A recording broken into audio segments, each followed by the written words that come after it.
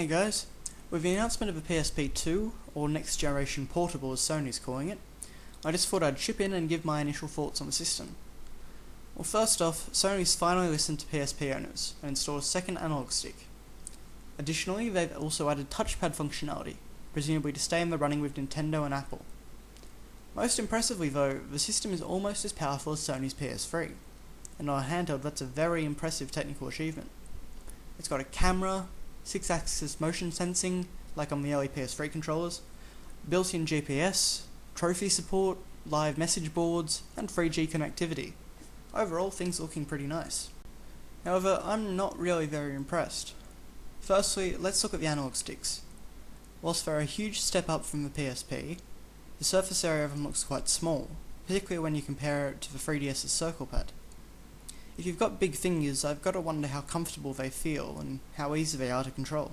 Looking at the touchscreen, apparently you use the back of the system as a touchpad, which seems a bit odd to me in theory, but most previews I've read said it works fine.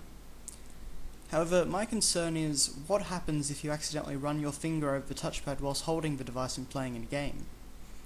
It seems to me that it could be a bit of a control hazard, but I guess only time will tell. The current interface Sony is showing off, called Live Arena, looks very unattractive and impractical to me. As you can see, the menu is arranged via bubbles. Now I can understand what Sony is getting at here. They're trying to streamline their menu, make it more visually exciting like on an iPhone or an iPod Touch or whatever you want. But this is the wrong way to do it. Why they aren't just continuing to use their traditional XMB, like on the PSP and PS3, and just attempting to make it more visually impressive, I really don't know. The game lineup seems a bit lacking. I mean, we've got a new Little Big Planet, Wipeout, a downloadable port of the PSP game Monster Hunter Portable 3, new Dynasty Warriors, Call of Duty, Resistance, and Uncharted, although the last two aren't being made by their usual developers. Aside from that, all we've got are some tech demos. Now, whilst everything looks impressive, I'm not really seeing anything new or innovative, or really anything that I don't already own for my PS3. And that leads me on to my next point. If the NGP is just essentially a portable PS3, why should I want it?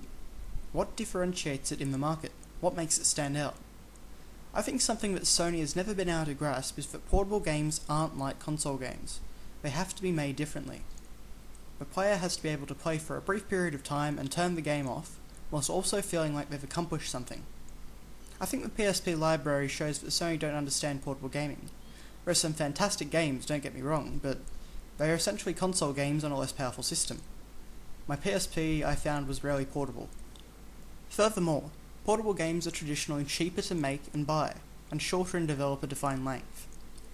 Now, if you make a portable game system which is almost as powerful as a PS3, well, that creates problems on both the development and commercial side of things. Traditionally, developers with not too much money would create portable games, as making a game on the Game Boy Advance, DS, or even the PSP didn't cost nearly as much as making a console game. This then translated over to the game's retail price. A DS or PSP game is much cheaper than a game for Wii, PS3, or 360.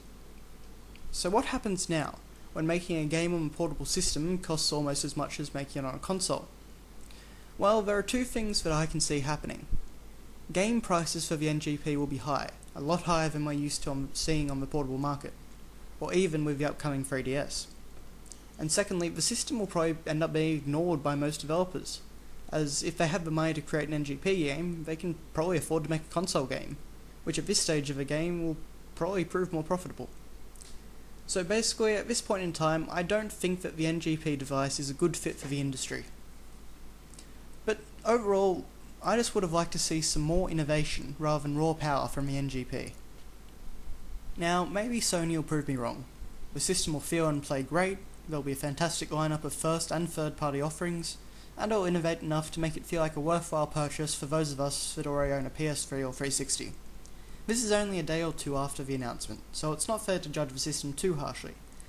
But at this stage of the game, I'm pretty skeptical. Anyways, thanks for watching guys, leave a comment, give me your opinion, just keep it civil, and see you later.